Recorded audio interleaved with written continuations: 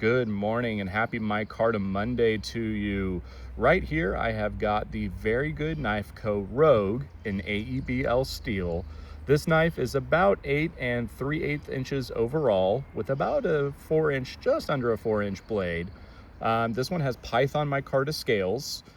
And man, I really like this knife. I have been out testing it, using it to baton with. You can see I've got some marks on the blade from where I've been using it already. There's some wear there from kicking it in and out of the sheath. I really like this knife. For the price, it is just an excellent value.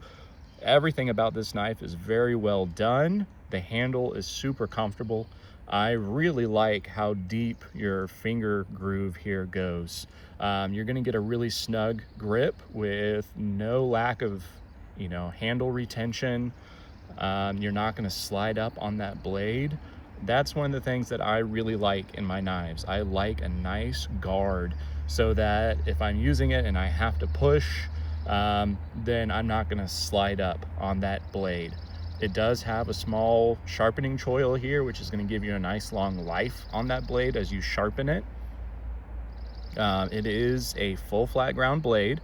Now, some people might call it a high saber because it's got this little shelf here, but that's really just there for the being able to engrave his markings on the blade. So I'd call it a full flat. His plunge lines are perfectly matched up. To the best of my understanding, these are all hand ground, hand shaped. And so to be able to get this level of precision out of a handmade knife is just perfect. It does have a nice sharp spine for striking a ferrule rod. Now, my understanding is this was designed to be more of a bushcraft or almost a tactical field knife. I like it a lot. This handle, again, is very comfortable. All his contouring is out here on the sides. They are flat, as you can see. Now, that's one thing that it's a stylistic preference, but I tend to prefer a handle that is fully contoured all the way around. Not a broomstick handle where it's just circular, that you don't get the same edge awareness with a circular handle, but a nice oval shape on a contoured handle is my preference. That's actually about the only thing I would change about this knife. It is very comfortable in the hand. Like I said, it is just a pleasure to work with and carve with and do everything with. I was batoning with it, and AEBL steel is a very tough stainless steel. So in that stonewash finish as well, it's gonna hide marks, but you're not gonna be dealing with rust and corrosion. Let's talk about the sheath a little bit. It's a Kydex sheath. It's a taco style Kydex sheath, and the retention on this is just fantastic. No rattle. And I got to put my hand here because when I push off on this, if I don't do that, it will straight up yeet that sheath several feet. It seems like all your retention is right up here through the guard, and that's great. You get that nice solid click. I can kick it off. Yeah, it's a great sheath. Very well done. Too many makers don't think about the sheaths until after the knife is done. You want to think about the sheath and the whole knife as a package.